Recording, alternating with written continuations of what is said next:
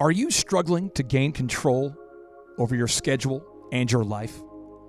Well, on today's show, the vice president of Gary Keller's The One Thing, you know, the Gary Keller who started Keller Williams, the vice president of Gary Keller's One Thing, Geoffrey Woods, shares with you how to become a proactive and purposeful person while also breaking down Gary Keller's New York Times best-selling book, The One Thing. Some shows don't need a celebrity narrator to introduce the show, but this show does. 2 men, 8 kids, co-created by 2 different women, 13 multi-million-dollar businesses. Ladies and gentlemen, welcome to the Thrive Time Show. Now, 3, 2, 1, here we go! Started from the bottom, now we here. Started from the bottom, and we'll show you how to get here. Started from the bottom, now we here. We started from the bottom, now we here. Yes, and yes. Dr. Z, have you ever heard about the law of reciprocity? Yes, I have. Well, it's kind of a thing where if somebody does a nice thing for you, you want to reciprocate. And so Geoff Woods is the host of the One Thing podcast, the podcast that shares about Gary Keller's best-selling book, the methodology in the book, The One Thing. I read that book at the airport years ago. I implemented the book, the principles in the book. It dramatically changed my life. And Geoff Woods made a poor life choice and agreed to let me be on his show. Clay. Yes. I just got to stop you right there. It's almost embarrassing what you're doing to yourself. I've got on and I pulled up his podcast website, The One Thing. It's a beautiful website. And his name is Geoff. Geoff. I mean, the way I look at it, it's like Geoff. So Geoff, welcome on to the show. How are you, sir? Hey, Mr. Woods. Doing well. You know, it's my British ancestry, and I always said if I got the accent with it, I would have done much better in college. Oh, so it really is pronounced Geoff. Okay, Clay, you're off the hook. Okay, well, let me start off today's show by saying this. I heard your story, Geoff, is that after hearing Jim Rohn's quote, you are the average of the people that you spend the most time with. You are the average of the people you spend the most time with. You began an epic mission to surround yourself with super successful people, high-level CEOs and entrepreneurs. And then within 10 short months, you started a company with the co-authors of the best-selling book, The One Thing. That doesn't even make sense. Tell us your story. That is fascinating. It's been a wild ride, Clay. Prior to starting the company with Gary and Jay, I was in medical device sales, which was an awesome job. I ran through hospitals every day. I sold a device that actually saved lives, got to wear scrubs, tried to get my wife to call me McDreamy. And, that last part didn't work out so well for me. But I think I was where a lot of people are, which is even though things in life might be good professionally, something's missing. For me, it was that sense of purpose, a greater fulfillment.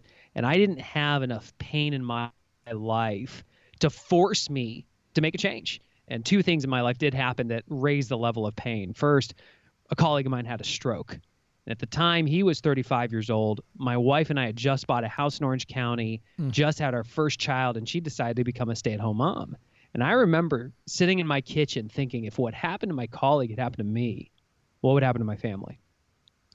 The next week, my company made a change to our commission structure to remain competitive in the marketplace. And overnight, 40% of my income evaporated. You put those 2 things back to back, the pain went up because suddenly we're hemorrhaging cash every month. And I remember looking at my bank account, seeing it almost at 0 and seeing the mortgage coming. And for somebody whose identity is wrapped up in being a provider, it just rocked me to my core. And it was in that moment I said, enough. Man, that's scary. That's scary. Yeah. So that set me on a journey I looked at my 5 and said, who are the 5 people I spend the most time with? And said, great people. And I have no business seeking guidance from people on how to start a business who aren't qualified to give it. And I went on a mission to surround myself with the right 5. And fast forward, it's our national sales meeting for our medical device company. And out on stage walked Jay Papasan, who I know you had on the show, to talk about The One Thing. And he just blew my mind. And when he came off stage, I cornered him and just had a concerted mission to try to bring value to him and Gary. And it turns out what I didn't know is that Gary and Jay had a problem. The One Thing had become one of the highest rated business books of all time. True. There was a company there, but Gary's One Thing is running Keller Williams. Jay's One Thing is writing books. They needed somebody whose one thing was the one thing, and that became my opportunity. Now, that book, The One Thing, and we talked about it on your show, which I encourage all the listeners to go check out, where I was interviewed on your show, The One Thing podcast. Your book, I remember, I was in the airport, and Vanessa and I had 11 speaking events that month. 11. And we had one in Canada that was an epic disaster. All the flights were delayed. I got stuck up in Canada for a while. Just a lot of things happened on that trip. And I got the book, The One Thing, and in the airport, I'm reading this book, and I'm going, I have got to dramatically change my schedule. But I don't think a lot of listeners have read this book before. Could you share with us the premise of the book, Geoff, for the listeners out there that are not familiar with the book, The One Thing? They've probably seen the cover in the airport at the bookstore, but maybe they haven't read the book before. What's The One Thing book all about? Sure. It's about the surprisingly simple truth behind extraordinary results, which really, it comes down to time. Every year we set goals. We're great at setting goals, yet we struggle to have a relationship with them. And for those of you who have ever had a committed relationship, did you go on the first date, know that things were going really good, take a picture of that person, stick that picture up in your cubicle or frame it and say, okay, I'll see you at the end of the year and let's see how it goes? No. You had a good first date, and what'd you do? You went on another date, and you might have even been texting in between then. We're great at setting the goal, but we really struggle to have a relationship. We don't know how on a weekly basis to be clear on the specific activities that if we just did those, they would automatically put us on track for the results that we want. And because we lack that clarity, we spend our days in our inbox, in meetings, looking up at the day going, I was busy, but did I get anything done?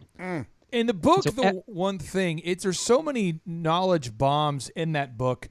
I'd like to give you the place and the space to educate our listeners about, because you have such a great website, you have so much great content out there. Walk us through where people are getting this one thing wrong by default. Sure. Well, I'll share a great story of how I got it wrong by default. When you hire somebody, you write a job description, right? And for a lot of people, if I asked you, Clay or Dr. Z, what is a job description? How would you answer that? What you do. Yeah. And get paid for. Yeah. All the things you got to do for the job, right? Got it. Right. So Gary and Jay turn it on its head. They ask, what are the 2 to 3 things you have to do exceptionally well, otherwise you're fired? Yeah. When they wrote the job description for my opportunity, they listed out 3 things. Okay. I had to be able to cast a vision, I had to be able to drive revenue, and I had to be able to recruit and retain talent. And they were listed in order of priority. So in my first 90 days, I had to demonstrate that I could do all 3 of those things or I was fired. We started with number 1. I had to cast a vision. So I remember it was a state of the company meeting. I walked into the boardroom, and the purpose of the meeting was for me to present my business plan for the year. Now, you've got to remember, I am fresh out of scrubs. I've never run a company before. And all of a sudden, I'm sitting down with the guy who's built the largest real estate company in the world, and I have to sell him on my vision. To say I'm intimidated would be the understatement of the year. We sit down, and I hand each of them a single sheet of paper. Our model for a business plan is very simple. It fits on one side of one page. Love it. And at it was the top, a big goal, and then we had 3 priorities. That was it. I started talking about priority number 1. Gary and Jay asked a bunch of questions. I said, are we good? They said, yep. And I went on to number 2. And halfway through number 2, Gary started asking some questions about number 1. And I remember thinking, oh, he must have just forgotten. Let's just handle those real quick. I answered him. We good, Gary? Yeah. I finished up number 2 and started talking about number 3. Gary went back to number 1. You guys ever seen Meet the Parents? Oh, yeah. Oh, yeah. Yeah, you know the circle of trust? Oh, you know it. Yes. I was not in it.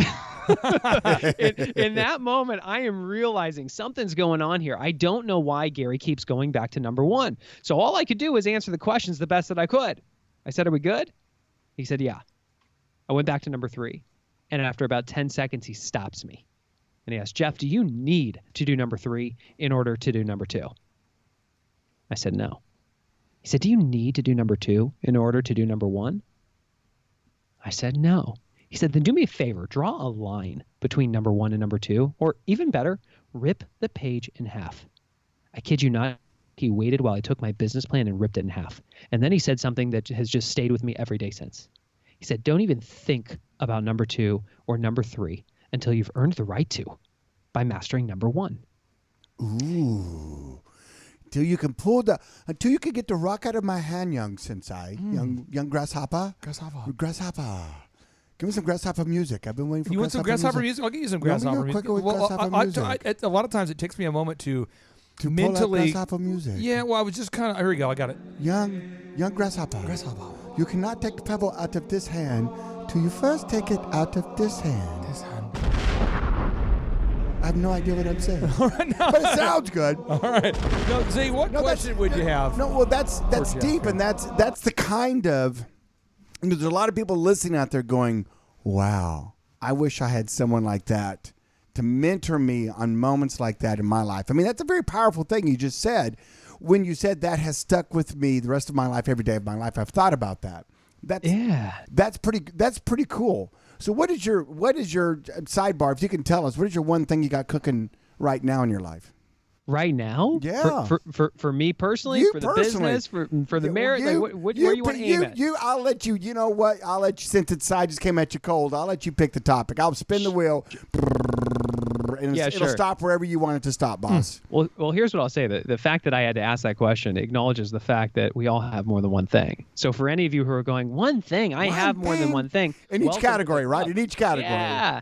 The thing that's been most exciting for me is we're 4 years into the business, and we started just focusing on how do we help an individual live this thing. And ultimately, it's scaled to the point now where, Fortune 50 companies trying to make it part of their culture, which is a huge purpose calling for us because we're in business to change the way people view time. When we can shift a culture so that people wake up and they understand that every single second is an investment, they expect a return on the investment of their time. Yep.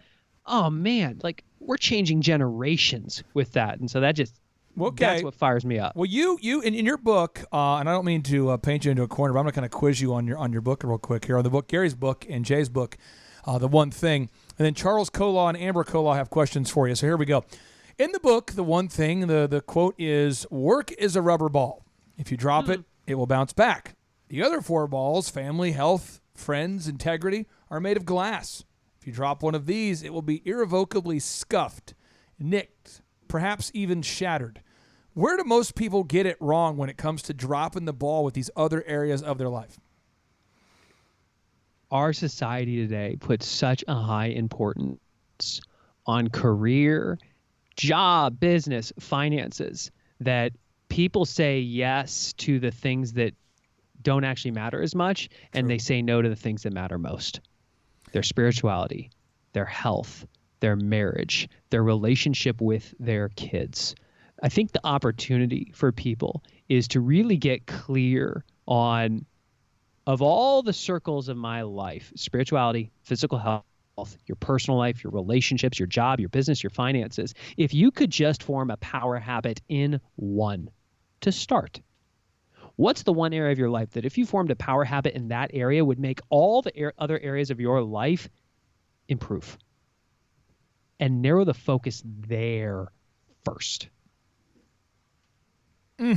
Okay. Now you say in the book, it reads, The One Thing, again, by Gary Keller and Jay Papasan. It says, multitasking is a lie. Help somebody out there fix their schedule, who's got their schedule filled, where their whole day is spent responding to emails and social media and text messages. Help somebody out there on a practical level fix their schedule. Sure. So what we know from the research is that we are all currently wasting 28% of our time because of multitasking. That's 1.4 days a week completely thrown out the window because we treat everything like it matters equally. We tell ourselves we always have to be in our inbox and our phone always has to be on. And if somebody knocks on the door and says, hey, do you got a minute? We always have to say yes. The thing is, when you bounce from one thing to the next thing to the next thing, the loose ends pile up and you never end up circling back. Now, here's what we're not saying. We're not saying don't check email. We're not saying don't say yes if people ask if you've got a minute. What we're saying is identify a single block of time that you're going to say yes to yourself first. Time where you are going to focus on the thing that matters most. And during that time, can you, even if it's 10 minutes, can you mentally give yourself permission to close down your email? I'm not talking about minimize the window. I'm talking hard shutdown. For that 10 minutes, can you give yourself permission to put your phone on silent? Before you even go into that time block, can you go to your team and say, hey, for the next 10 minutes, I'm doing the single most important thing on my success list today. If you got anything, can you wait 11 minutes? Can you just start there? The guy who created the Facebook like button, his last name is Rosenstein. There's an article that was featured in theguardian.com where he talks about what is going on with the world right now as it relates to smartphones. His name is Justin Rosenstein. And Z, take a guess how many times per day the average person taps their phone or looks at it. And Charles, I want to have you guess here. How many times a day do you think the average person taps their phone to look at it? By it or looks at it? Per day, they taps it to look at it to see if they missed something. How many times per day? The average person right now, this is in an article. I'm putting a link on the show notes. This is the guy who developed the Facebook like button, who is essentially apologizing and is telling people to stop. For ruining life. He literally he's literally telling people to stop using these features because he feels bad about it. Sure. This is the guy, Justin Rosenstein. How many times does the average person now touch their phone per day to look at it? I'd say 80 to 100. Z, what do you think? I more than that. I'd say 150. 2,617 times. Oh my, what? Huh? 2,617 times. I'm slow on that. 2,617 times a day. The average person touches their phone. Oh, they actually touch their phone. Oh, well, yes, No, that's touches their phone to look at it. Of course Go over here to look at it. This is right here. And the average person now, it's 11 hours per day. They're on their media on their phone with Nielsen. So people are in this perpetual dystopia. Charles, you've found time to get a lot of stuff done. You've grown Koloff Fitness into a multi-million-dollar company. You've got multiple gyms. What questions would you have for Mr. Geoff Woods about the one thing, gaining control over your schedule, anything at all you want to ask Mr. Geoff Woods? Well, I think everything you're saying is spot on, and a lot of the stuff that you say, Clay, is the same too. For me, what would you? I try to focus on about 3 things personally and professionally a day, and other than that, I really can't get much done. I'm just not that sharp of a person as a individual to get tons and tons of stuff done. But I've learned that about 3 things personally and 3 things professionally is all I really can do and do well. And what's your thought to that strategy, Geoff? I'd say you're already light years ahead of most people. My question is, how do you determine where to begin?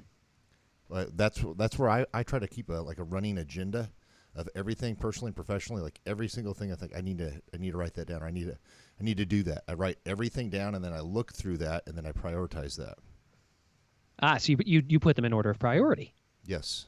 Because inherently you understand everything does not matter equally. Well, I just can't get that much stuff done, so I have to do that. Yes. Yeah. Yes. And you're already there. I'm curious, more turning the tables on you. What are you saying no to so that you can say yes to those 3 things personally and professionally? I honestly don't do anything personally on my phone at all.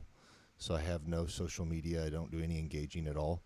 So I stopped that a couple years ago, and then Clay coached me. He's been my business coach for several years. Been really helpful for that. I actually shut off my phone all day long, and I turned it on just once a day, and then I also have all notifications shut off, so I can really just focus on me and the business things that I need to, and my family. And other than that, I just don't let the phone take me hostage, and I think that has been a huge game changer for me. I'm hearing you say that, and I put myself in the listener's shoes, where they say, "Yeah, but I work inside this company," or I'm a small business and I'm scaling, and I've got to have my phone on because what if a customer needs me, or what if there's a fire with an employee? What do you say to those people? Most everything can wait 24 hours, and they can email, and then I can respond when I have a collected mind in an appropriate time, instead of you being pulled emotionally hostage into one decision and another decision. And we've got about 87 to 93 employees. I can't let somebody just connect with me on every single issue at any given time. And so for me, I've learned I have to basically create what Clay would call a gatekeeper and boundaries. And so we did a lot of that, and that has been extremely helpful. So I guess to answer that, I just don't let anybody take me hostage anymore, and I have to just focus on only answer my phone from my wife or my gatekeeper, and other than that, I just don't. I stick to my tasks. Well, here's what you said that we've found to be true across hundreds of thousands of people. When you are willing to just give it a try, you can prove to yourself that if you can turn your phone off for 10 minutes, or you can tell your team, hey, for the next 10 minutes I'm unavailable, or shutting your email down for 10 minutes, something magical is going to happen. The world keeps spinning. I agree. I honestly, it was so hard for me at first. And when I started doing it, I remember I woke up in the morning, I'm like, I feel healthier. I got better rest. I looked at Amber and I said, this is awesome. Everything, I'm responding to everybody in 24 hours. Nobody is going to just derail me. And I had a very comical thing that happened over the weekend that John told me about. One woman emailed me 20 times. John said it was 21 times between Friday and Monday, saying, it's a former client, I don't work with her, haven't worked with her in years, but I guess her website was down. On Fridays, it goes down. I haven't touched her website for 3 or 4 years. Sure. She has a different web company now. So I guess it goes down. She emails, urgent, need you to help me get my website up. My current web guy is not reachable. Saturday, hey, I don't know if you got my message. Urgent. Saturday afternoon, Saturday evening, Sunday, it gets into now personal attacks. Hey, I've known you for a long time. The least you could do is help me find my passwords for my old site. Blah, blah, blah, blah, blah, blah, blah. Monday, it gets caustic, it gets terrible. By Monday morning, when he told me she's apologizing for what she's written. And so John just goes, if this person emailed you 21 times, summary, was mad, now apologizing, threats, got her own apologizes fix. again, found her passwords, she's sorry. Life goes on. You might want to call her to tuck her in. You're exactly right. Weekly meetings. I thought to make decisions on certain departments and so on. That most things can wait a whole week, and it sounds crazy, but most people end up having to figure it out for themselves. And people are a lot smarter than they think, and they don't have to go to every single supervisor to fix every issue. So it's like some of your employees and managers, they end up becoming better leaders through that process. So, Geoff, the one thing – I'm sorry, I didn't mean to cut you off, Geoff. Sorry. Yeah, I was going to say, you just said something that's really profound, and you talked about leaders. We believe that leadership is teaching people how to think so they can get what they need when they need it. Amen. Oh, yeah. Amen. In most businesses, when people have questions, they go and they ask somebody because it's the easy button. It's fast. They'll get the answer. And most leaders will give them the answer because it's faster. Yet if you understand that your job as a leader is to teach your people how to think so they can get the answers on their own, do you teach people by telling them, or do you teach them by asking questions? That's good. Very good. I went on that. My favorite quote in the one thing is from F.M. Alexander. It's that people do not decide their futures. They decide their habits, and their habits decide their futures. We know it takes on average 66 days to form a habit. We created something called a 66-day challenge. It's a calendar you print out. It's got 66 days on it. You identify the one thing you want to make a habit, and every day you do it, you put a big red X on it, because pretty soon it becomes less about doing the one thing and more about not breaking the chain. I wanted to become a better leader, and I understood that leadership was teaching people to think. The one thing I could do to teach people how to think was to ask them questions. And the one thing I could do that would lead to me asking questions, could I ask one question a day when I naturally would have told? Could I ask one question a day when I naturally would have told? And I tracked it every day, just once. All I had to do was ask the question. And you fast forward about 10 weeks, 66 days, not only did it transform how I showed up as a leader, it transformed my ability to ask coaching questions, it transformed my ability to train, it transformed my ability to be a better father. It was one thing that made everything else easier or unnecessary. Amber Kolaw here, she's the co-founder of a business. She's also a mom, and moms a lot of times struggle to turn off the mom hat. You're always thinking about where their kids are. They got that paternal thing going on. They're also running a company. So there's a lot going on. I'm sure she has a great question for you in just a second. But I had one more question before Amber interrogates you. What's it like working in the presence of Mr. Gary Keller on a somewhat routine basis. I mean, what is he like? He built the largest real estate company in America. Everybody knows the name Keller Williams. He's synonymous with real estate. What's it like? Is it terrifying? Is it inspiring? What's he like when you're up close and personal? It's incredibly inspiring. And when you're with him, he's just another dude.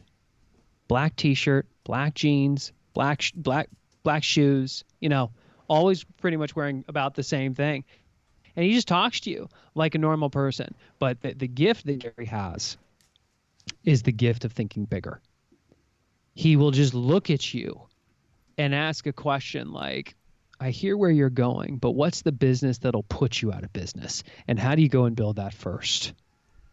He'll just ask these massive questions that stop you dead in your tracks and ultimately force you to think infinitely bigger. And that truly is a gift. By the way, I'm not sure what you guys are eating out there at the Keller Williams team there, but he's looking great. You're looking great. Are you on a fish oil only diet right now? No, I just jump rope a lot. Beautiful. It's the one thing you do. Is that the one thing you do? That's my one thing. That's the one thing I do. That's the one thing. Amber, you got to be locked and loaded over there. You've been listening to all this one thing stuff and higher thinking and Love it. turn stuff off and don't turn it on. And what are you thinking over there, Yes. young lady? I totally love it. And just like Clay said, as a matter of fact, I'm sitting here thinking about a question that has to do with being a mom. When I should probably have my work hat on right now. We have a saying, and it's written on a mirror in our house. It says, focus only on what is in the scope. And we live by that. We try to teach our kids that. Geoff, do you have any kids? And how do you train some of this down to your kids? Because I know we're kind of in those, we got some tough teenage years, and, mom and dad don't know anything.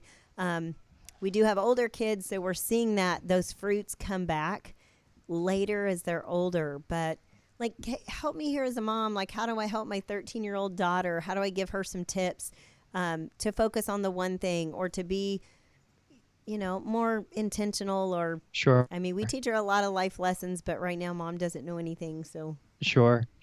My daughter is 6 and my son is 3.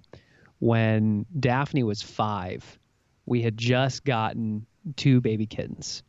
And I remember my partner Jay said, before they got a dog, they made their kids go on a 66-day challenge to walking a leash every day so that it became a habit, so that when they got the dog, they already had the habit of walking it. And I thought that was brilliant. Perfect. That's great. So I That's pretty cool. And his kids are teenagers. I'm not going to lie. That's pretty cool. Yep. So when I remember I saw Daphne in the kitchen, I walked up to her and I grabbed my phone and went to the voice recorder thing because I knew what was about to happen was going to be gold.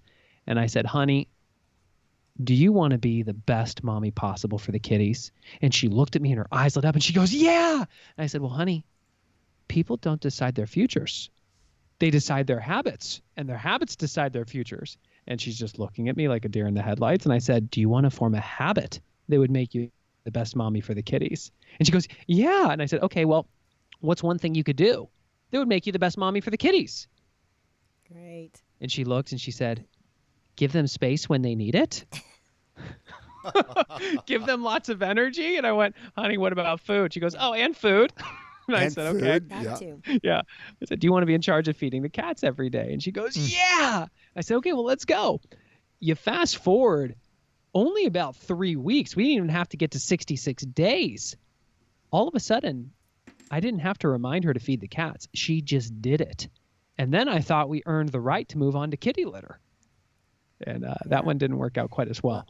But it was an amazing moment for me because I realized, oh my gosh, if I can teach a 5-year-old to identify something they want out of life, be a great mom, and identify an activity that if they just made that a habit would make the result automatic, what would be possible in their life? True. And I think I hear in that, Geoff, I hear back what you said a few minutes ago, and it's developing a leader.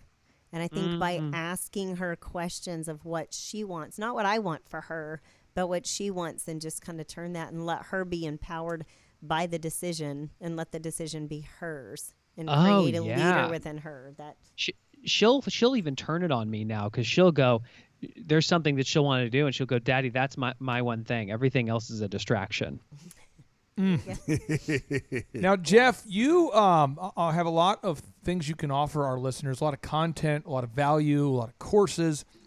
So I'd like for you to share about your website and talk to me about the Couples Master Setting course. Talk to me about what the kind of courses you're offering and where they can find all this information. Sure. So the website's theonething.com, and that's with the number 1 in the URL, then the numeral onething.com. The book and the podcast are all spelled out, the onething.com. If you go to the training page, you see all the stuff that we offer there, from online courses to corporate training to certification, all that jazz. The thing that's kind of the signature behind our business is every year we host a couples goal setting retreat. And this came from Jay and Wendy. This will be their 14th year. They escaped their environment and they set their goals together as a couple. And this doesn't just apply to couples. It applies to business partners, teams, and even individuals. What it's about is understanding that no one succeeds alone. Yet most of us try to every year. While we set our goals, but then we don't succeed and achieve our goals by ourselves. There are people vital to our success, and they never were bought in on the process. And so whether it's the retreat that we facilitate or the course that facilitates your retreat for you, you actually get to identify who are the people that are vital to my success. And you go through this process together, not so that your goals are the same. You can still have individual goals. Got it. It's a matter of having insight into each other's goals and being able to support each other throughout the year. What does it cost to attend your course? The course, less than $500. So less than $500. And if I want to get tickets, where do I go again? theonething.com/training. Will there be other couples there? A lot of couples? Is it like one-on-one? Is it, hi, I'll be one-on-one with you. My name's Geoff. Is it kind of that kind of feel, or is it a big conference? Or walk us through we'll what have it's a few like. hundred people there. Really, that's awesome. Do we hold hands and sing Kumbaya at any time? Yes, Oh, and that's spontaneous dance parties. Why not? Is it interpretive dance parties, or is it just By the way, Geoff, if people out there don't want to, if you're out there listening right now and you don't want to go to Geoff's course, Z's offering this new course. It's called Three Wheeling with Dr. Z. No, mine's called the you and your spouse and Dr. Z. No, I'm getting the URL right now. Mine's called the Z thing, and it's a little bit different. You teach reverse what's been proven to work. You're teaching the reverse of what he's teaching. The Z thing. It's complicated, but basically, Step 1: do not ever talk about your goals. Step 2: don't have a to-do list. What is the last thing you want to have happen? Let's focus on that. Oh boy, it's complicated. Step 4: respond to all social media at all times. Geoff, it seems so simple when you break it down in one of your earlier examples about how a couple can meet on a date, and yet it's a natural thing then for that person to become almost like obsessed, not obsessed in a weird way, but just obsessed with the idea that if they like them and they know deep down they want to pursue that person, they just pursue them. I mean, they boom, boom, boom, boom, boom. Yeah, some do better than others and all that. But why is it so hard for them to take that same skill set and maybe put it in other areas of their life? They were never taught how to ask certain questions and search for the answer. And that second part's important. We can be asked questions, but if it's a big enough question, we hit a wall called I don't know. Mm-hmm. If you set a big goal for the year for your business, maybe it's a certain amount of revenue or profit you want to drive or growth, or maybe you need to build your team or expand into new markets. And if I said, great, show me the activity you're going to do this week that'll automatically put you on track. We all hit this I don't know. And part of it is learning how to ask yourself questions, search for the answer, and repeat that process until you identify domino, the 2-inch little bad boy that if you just flick your finger effortlessly, it falls. But because the dominoes are lined up over the course of the year, they all fall. You're talking about chapter 2 in your book now. Stop it. That's just good stuff, right? The domino effect, it's so good because the idea that you hit the right one in the right direction, right? It's going to then hit the next one, which then hits the next one, and that mindset every day of, well, what do I need to do now? Here's the one thing I'm shooting for, and put the I call it put the blinders on. You're a master at this, see, and just focusing on that. And if something is not contributing to that, then you just throat punch it. Yes. I love that. You ninja. That's why I wear a ninja. That's probably why Gary wears a ninja. That's basically a ninja outfit. He's wearing a he wears every ninja day. outfit. I mean, he's now. a It's ninja. 100% Let's just ninja. call it what it is. That's okay? what it is. When you see a ninja, call it a ninja. It's a ninja. Okay. So he's probably just ninja, probably crawling up walls and stuff and hitting people in the throat. Just ninja stuff. Probably has a bunch. He probably carries one of those stars. In He his and pocket Chuck all the Norris time. probably hang out a lot together down there in Probably, Austin. Probably do. Probably do. Now, Geoff, I want to give you the floor. I want to give you the opportunity, the time, and the space to share with our listeners one thing. What's the one action step? Come on. If we could just start the journey of 1,000 miles with that first step. What's the one thing you want our listeners to do today as a result of today's show? Sure. I would really challenge you before you press pause on this episode and go listen to the next one. Can you, 2-inch little domino, ask the focusing question of the book? What's the one thing I can do in a certain area of your life such that by doing it, everything else would be easier or unnecessary? And endure that awkward period where you don't know. And when you actually say, I don't know, say that's not good enough, and keep searching and come up with an answer. Whether it's the right one or the, quote, wrong one doesn't matter. Can you prove to yourself you can ask a big, productive question like that and come up with one answer? Because if you can do that, you can then ask it again. Well, what's the one thing I could do that would make that possible? Wow. And come up with an answer. And if you can do that, you could do it again and again and again until it's a 2-inch domino that is so small, effortlessly it falls. See, this show is deep, and he referenced to Meet the Parents, and there's obviously Meet the Fockers, and so I want to end the show. His reference to that movie has inspired this notable quotable. I think we should end the show with this Jerusalem notable tulip quotable. You're still waiting to bloom? Let me Is that cue what it up. you're- This is the notable quotable from Meet the Parents, Meet the Fockers. Here we go. I had no idea you could milk a cat. Oh, yeah, you can milk anything with nipples. I have nipples, Greg. Could you milk me? That one thing. That's the one line one- that the one inspired in my thing. mind. I'm sorry. I just had to get that out. Clay, you got it. Geoff, thank you so much, my friend, for being on the show, and we look forward to sharing this with the Thrive Nation. I can truly say it was an extraordinary experience. All right. You take care. Thank you for your Thanks, kind Geoff. words. Thanks, Geoff. God bless. And now, without any further ado, 3, 2, 1, boom! Dude, you guys are hilarious. Who's pulling that stuff up while you guys are doing it? Oh my gosh, this is we me. have- I have buttons over we here, have and then I go back and gnomes. edit it. He is a We genius. have Oh my gosh, that was a pleasure.